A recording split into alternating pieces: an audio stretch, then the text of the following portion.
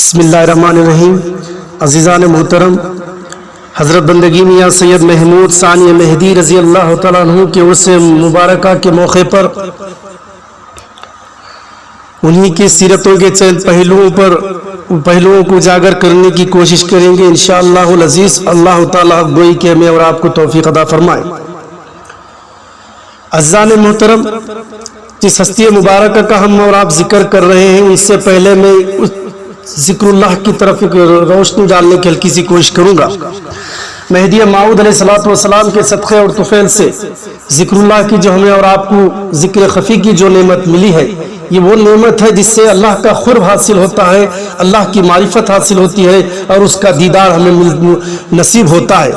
عزیزان محترم، دل ذکر اللہ کے ذریعے سے جو انسان کے اندر جو کیفیت پیدا ہوتی ہے اور ذکر اللہ کے ذریعے سے جو مقامات انسان جو جن بلندیوں کو چھوتا ہے جس کا عام انسان تصور بھی نہیں کر سکتا۔ کیسے؟ اب آئیے میں بتاتا ہوں۔ جس ہستی مبارکہ کا ہم ذکر کر رہے ہیں، وہ ابتدائی منزل میں وہ مقام کو طے کر لیا تھا۔ وہ سمجھنے کے لیے پہلے ہم یہ سمجھے کہ ذکر سے کیا کیفیت پیدا ہوتی ہے۔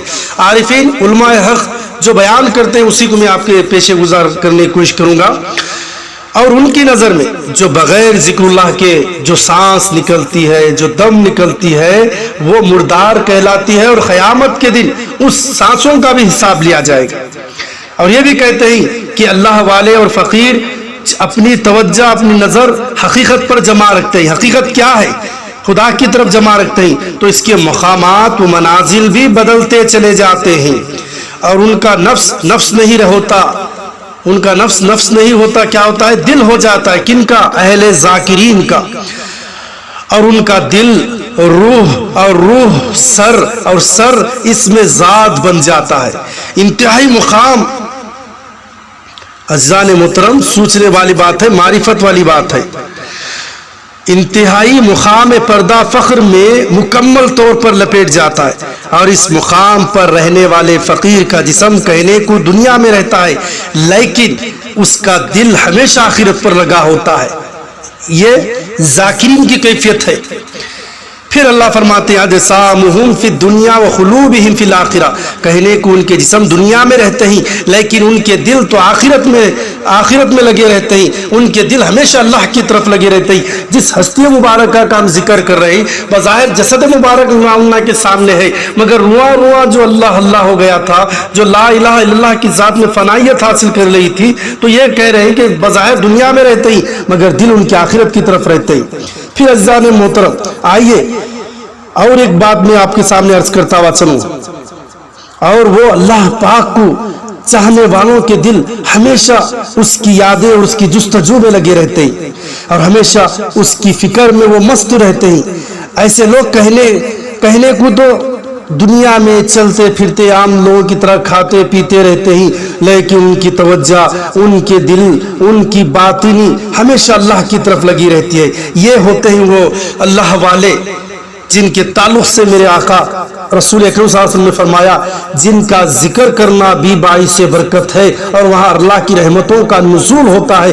یوں سمجھیے کہ ہم بیان کر اور سن کر اللہ کی رحمتوں کے نزول کو، اللہ کی رحمتوں کو دعوت دے رہے ہیں، اور جہاں اللہ کی رحمتوں کا نزول ہو وہاں زحمت کی کیا جرت کہ وہاں پر تکلیف اور مصیبتیں لائے۔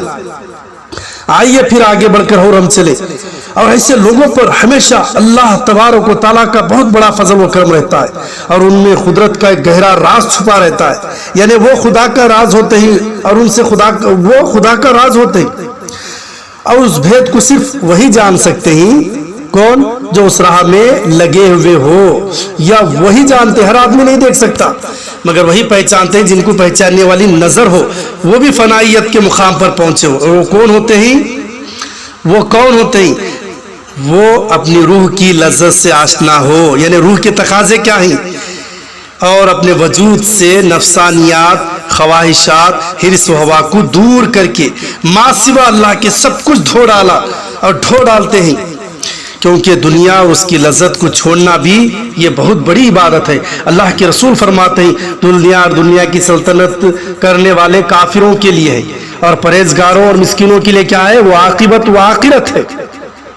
پھر آئیے عزیزان محترم اور ایک بات کو واضح کرتا ہوا چلوں، جس ہستی مبارکہ کا ہم اور آپ ذکر کر رہے ہیں، کھل کر بات سامنے آ جاتی ہے ان کے دل کیا ہو چکے تھے، اور یاد رکھیے ذکر کی کیفیت کیا ہے، وہ لذت کیا ہے جو ہمیں مہدی موعود علیہ السلام اور ثانی مہدی رضی اللہ عنہ کے صدقے اور طفیل سے ملی ہے، جو ان اصل بزرگان دین کے صدقے اور طفیل سے ہر ایک سلسلے کے رہنے والوں کو ان کے طور سے ملی ہیں۔ یہ بہت بڑی نعمت ہے جس کی آج ہمیں اور آپ کو قدر نہیں۔ اور یاد رکھیے دل کے گھر کی طرح، ذکر الہی فرشتوں کی طرح، سمجھ میں آ رہی ہے بات؟ دل یہ کیا ہے؟ اصل میں گھر کی طرح ہے، اور اللہ کا ذکر فرشتوں کی طرح، اور دنیا کی محبت وہ خطرات ایک مثال دے کر عارفین کہتے ہیں وہ کتے کی طرح ہوتی ہیں، اور جس دل میں کتا ہوتا ہے وہاں فرشتے داخل نہیں ہوتے، جیسے کہ لا يدخل الملائکۃ فی البیت الکلب کی بات کہی، ملائکہ داخل نہیں ہوتے اس گھر میں جس گھر میں کتا ہو۔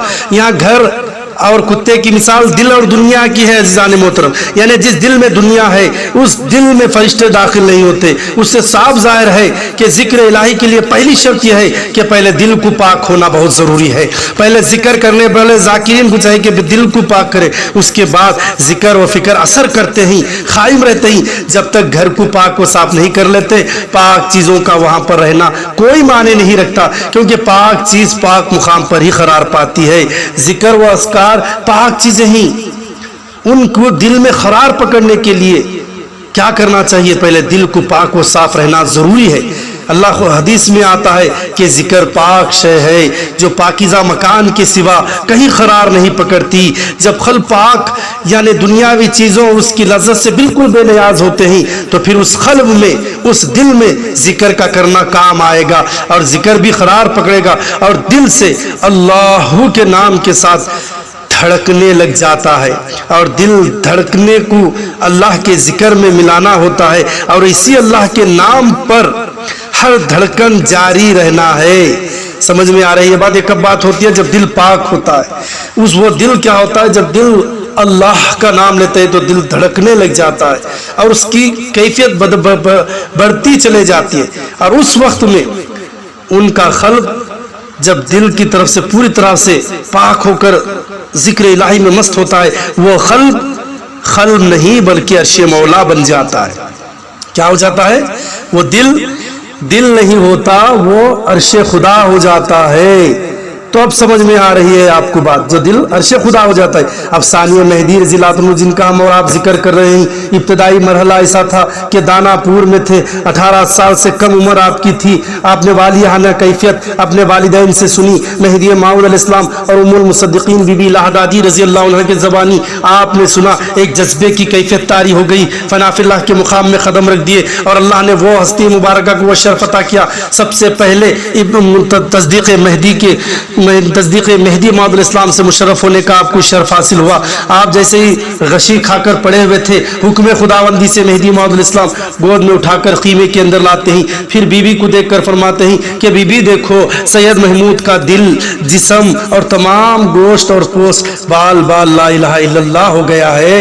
دیکھیے یہ ابتدائی مرحلہ، جب ثانیہ مہدی رضی اللہ عنہ کو ابتدائی مقام میں وہ مقام حاصل ہو جا رہا ہے جو ایک ذاکر، ایک مجاہد جو ہے اتنا بڑا مجاہدہ کرنے کے بعد، اجتہاد کرنے کے بعد وہ مقام حاصل کرتا ہے، دل کو پاک کر کے اس کے بعد وہ دل عرش اللہ بنتا ہے۔ لیکن یہاں ثانی مہدی رضی اللہ عنہ کا جو ہم اور آپ ذکر کر رہے ہیں، جو ابتدائی مرحلہ ایسا ہے، صرف کیفیت سنی، وہ ہستی مبارکہ جن پر ہمیشہ مہدی موعود السلام کی نظر، وہ نظر جو 1000 سالہ مقبولہ عبادت کی پڑتی ہو تو اس پر کیا اثر کرتی ہو؟ یہی وہ اثر ہے جس کا ہم اور آپ ذکر کر رہے ہیں کہ جن کا بال گوشت پوست استخوان سب کچھ لا الہ الا اللہ، اللہ کی ذات میں فنا ہو گیا ہے، آواز آ رہی۔ اس کے بعد مہدی موعود السلام نے فرمایا، اپنے سینے پر ہاتھ رکھ کر، پھر محمود رضی اللہ عنہ کے سینے پر ہاتھ رکھ کر کہا، جو کچھ اللہ تبارک و تعالیٰ مجھے الہام جو عطا کر رہا ہے وہی بھائی محمود کے سینے پر بھی وہی عطا کر رہا ہے۔ اللہ اکبر۔ ان دو باتوں پر ہی ہم تقریر کریں اور سمجھنے کی کوشش کریں تو عزیزان محترم وقت لگ جائے گا، مہینے لگ جائیں گے، اگر سمجھو تو سال لگ جائیں گے، کیونکہ معرفت والی بات تھی، یہ چھوٹی بات نہیں ہے، کیونکہ ابتدائی مرحلے میں ہی وہ فنائیت کے مقام حاصل کر لیا تھا، وہ عرش اپنے دل کو وہ پاک کر کے عرش اللہ بنا چکے تھے، اور پورے اعضاء کو جو فنا فی اللہ کر دیے تھے، اور جو کچھ اس وقت میں مہدی علیہ السلام کو جو الہام ہو رہا تھا وہ بالکل ثانیہ مہدی رضی اللہ عنہ کے سینے پہ ہو رہا تھا۔ کیا سوال یہ پیدا ہو، کیا یہ دور نبوت میں بھی کبھی ایسا واقعہ ہوا ہے؟ کیا ایسا ہو سکتا ہے کہ دل سے آواز آتی ہے؟ کیا سن سکتے ہیں؟ تو میرے عزیزان محترم ایک روایت جیسے کہ بندے کی ہمیشہ سے عادت ہے، ہمیشہ سے عادت رہی ہے، کوئی بات بغیر دلیل کے نہیں کہتا، کیونکہ بزرگوں کا صدقہ ہے، استادوں کا